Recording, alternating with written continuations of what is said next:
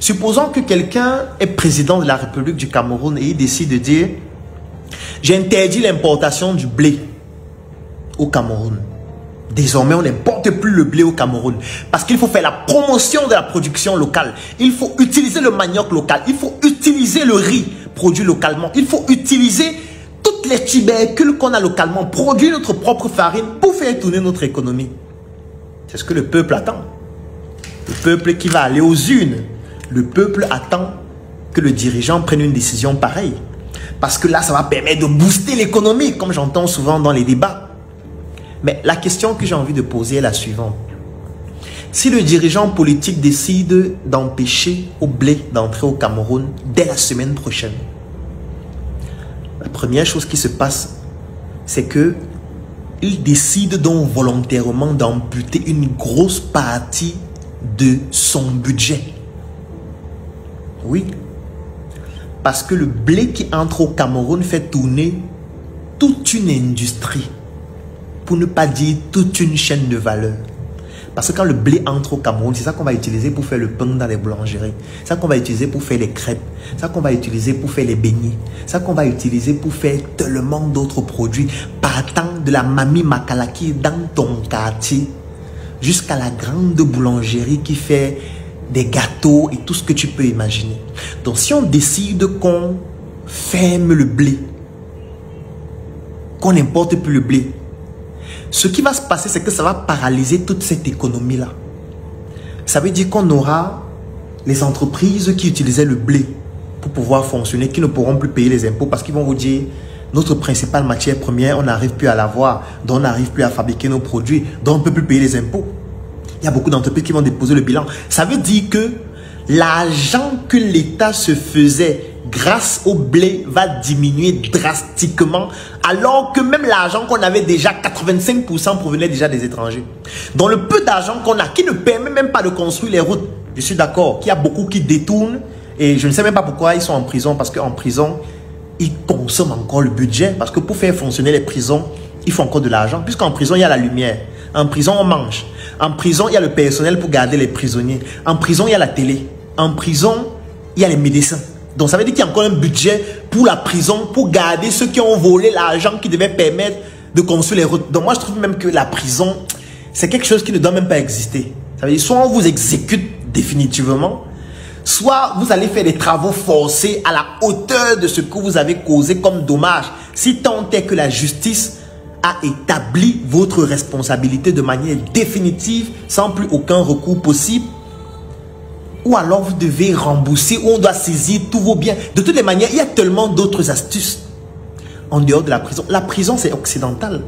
Dans notre culture traditionnelle, dans notre culture africaine, dans notre spiritualité africaine, la prison n'existait pas. Puisque la prison ne fait pas partie de notre mode de pensée, de notre anthropologie. Pour ceux qui connaissent un peu l'histoire africaine, en Afrique, il n'y a pas la prison. Il y a d'autres moyens de faire en sorte que quelqu'un qui a eu à commettre un impair puisse corriger et réparer cet impair sans avoir encore besoin de dépenser encore de l'argent. Si on regarde seulement le budget des prisons du Cameroun, ces budgets-là peuvent permettre de construire des écoles, de construire des hôpitaux, de construire les routes. Sauf qu'on est en train de mettre ces budgets pour permettre à des gens qui auraient volé ou parfois qui ont réellement volé, de parfois même nous naguer et boire du champagne, vivre de manière décente, même en prison. Donc là n'est pas le débat. Mais je suis en train de dire que le peu d'argent là, dont une grande partie est volée, dont sur cet argent, plus de 85% est donné par les multinationales étrangères. On va encore diminuer cet argent parce qu'on vient de prendre une décision qui fait en sorte que les entreprises nationales et les entreprises étrangères qui sont dans la chaîne de valeur du blé ne pourront plus fonctionner, donc ne pourront plus payer les impôts. Ne pourront plus payer la douane. Parce que quand on faisait venir le blé, on payait la douane. Sauf qu'on ne va plus payer la douane. Donc l'État n'aura plus l'argent de la douane du blé. L'État n'aura plus l'argent des impôts de toutes les entreprises de la chaîne de valeur du blé. L'État n'aura plus les produits dérivés du blé, en tout cas sur le plan immédiat, parce que la farine de manioc qu'on a sur le marché ne peut pas couvrir tout le besoin. La farine de riz ne pourra pas couvrir tout le besoin. Donc ça va prendre un certain temps pour qu'on ait à nouveau ces nouveaux produits-là faits avec nos farines locales. Donc on n'aura plus le pain sur le marché, ou alors le peu de pain qu'il y aura, puisque la quantité va diminuer, va coûter plus cher. On va vendre peut-être un pain à 300, 400, 500, peut-être 1000 francs. Le pain qu'on vendait avant peut-être à 75 ou 100 francs. Donc, il y aura une inflation très importante sur toute la chaîne de valeur du blé et même sur les autres chaînes de valeur. Et ce n'est pas seulement le blé que ça va toucher. Parce qu'il y avait des entreprises qui faisaient dans le transit. Il y a les entreprises dont leur business était de t'aider à importer le blé de la Russie pour le Cameroun. C'était ça leur business. Quand on dit qu'on n'importe plus le blé, ça veut dire que cette entreprise qui ne transforme pas le blé va se retrouver en train de faire faillite. Et cette entreprise payait aussi les impôts. Donc, même là, ça va jouer. Les expertises qui tournaient autour du blé ne pourront plus fonctionner, que ce soit des particuliers ou des personnes morales qui payaient aussi les impôts. Donc l'État est en train de diminuer l'argent dans sa caisse dans laquelle il y avait déjà une somme d'argent dont 85% provenait déjà des multinationales. Et dont une grosse partie était détournée, volée. Donc l'État, avec cette décision, vient de réduire son argent, qui n'était déjà pas suffisant, dont une grande partie était volée, dont 85% provenait des multinationales. Et ce n'est pas terminé. Parce que lorsque le pain va devenir cher, lorsqu'on n'aura plus le blé sur le marché, lorsque la Bayam Salam qui a acheté son petit kilo de farine pour faire ses beignets et vendre, pour sauver sa vie, nourrir sa famille, ne pourra plus le faire. Parce que la farine qui est sur le marché va coûter excessivement cher. Parce que la transformation de nos tubercules locales, puisque la production n'est pas industrielle, puisqu'on part encore au champ avec la houe, puisqu'on part encore au champ, on défriche avec la machette, ça veut dire que les coûts de production sont extrêmement élevés pour le moment. Donc, lorsqu'on va transformer, ça va coûter très cher. Donc même lorsqu'on aura la farine de patate sur le marché, la farine de manioc, ça va coûter très cher. Ça va prendre beaucoup de temps pour qu'on se mette à niveau. Et pour qu'on se mette à niveau, qu'est-ce qu'il faut? Il faut que l'État subventionne. Donc il faut que l'État finance encore les agriculteurs en prenant l'argent où? Parce que l'État vient d'amputer une partie de son argent qui n'était déjà pas suffisant. L'État favorise dans la production locale et maintenant l'État doit encore subventionner ces personnes en disant par exemple que bon, si vous faites venir les tracteurs, vous ne payez pas la douane. Mais vous ne payez pas la douane alors que quand vous payez déjà, ça ne permettait pas d'avoir l'argent suffisant. Maintenant on dit que vous ne payez pas parce qu'on doit vous subventionner. Les gens vont dire financez-nous alors. Chacun va aller dans le ministère de l'Agriculture ou alors le ministère en question pour dire donnez-nous de l'argent pour faire notre agriculture modernisée. L'État va prendre l'argent pour vous financer lorsqu'il a déjà réduit son budget en prenant une décision pour vous favoriser. Ce qui va se passer, c'est quoi? C'est que les gens vont souffrir beaucoup plus.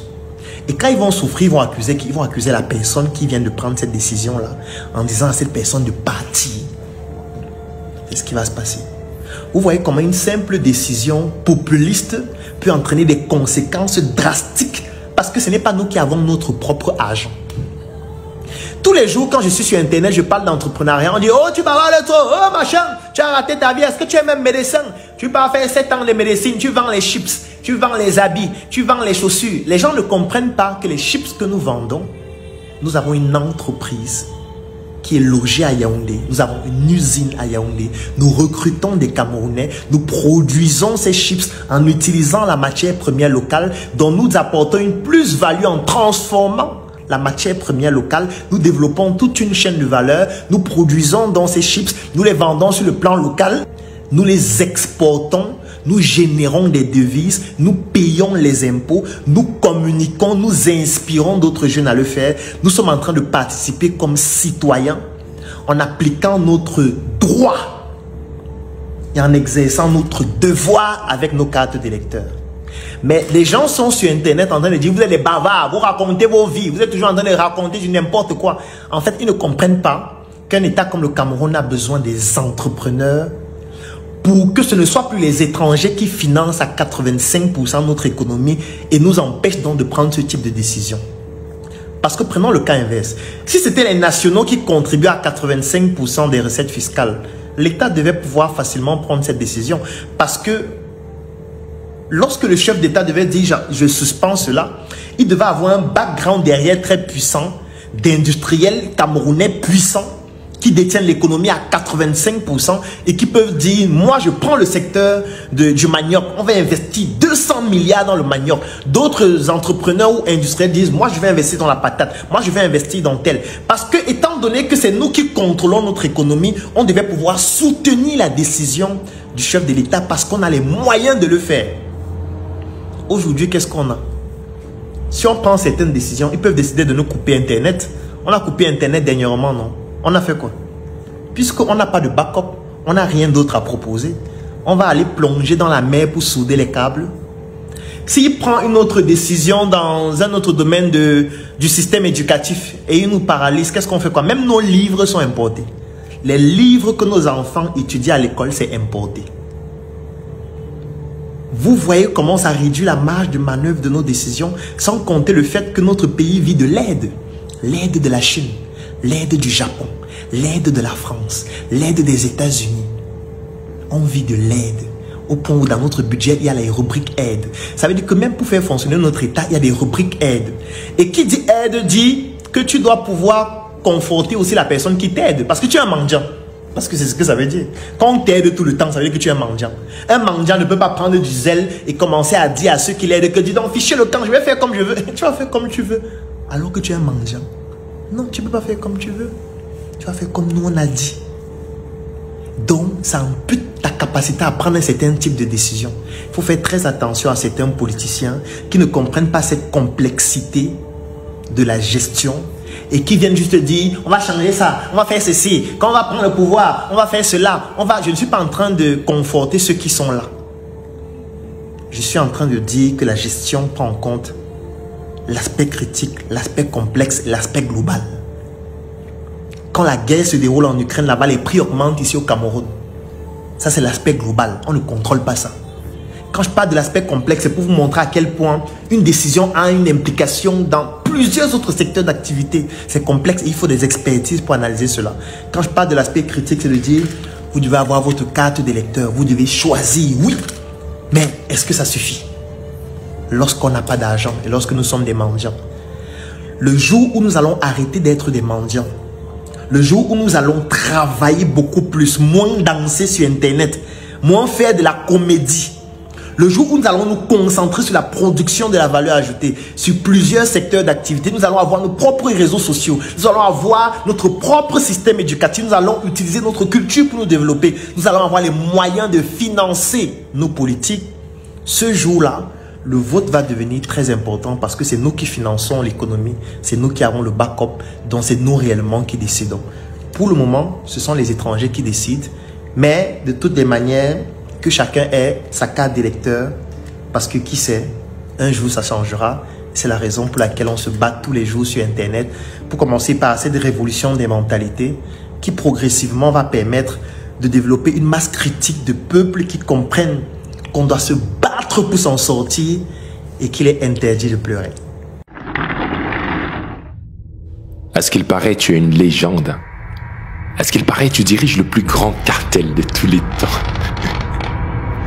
Mais te voilà. Tu t'es fait arrêter par des gamins.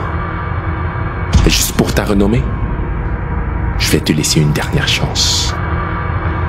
Ting ting ou la mort. Ching ching. Miranda,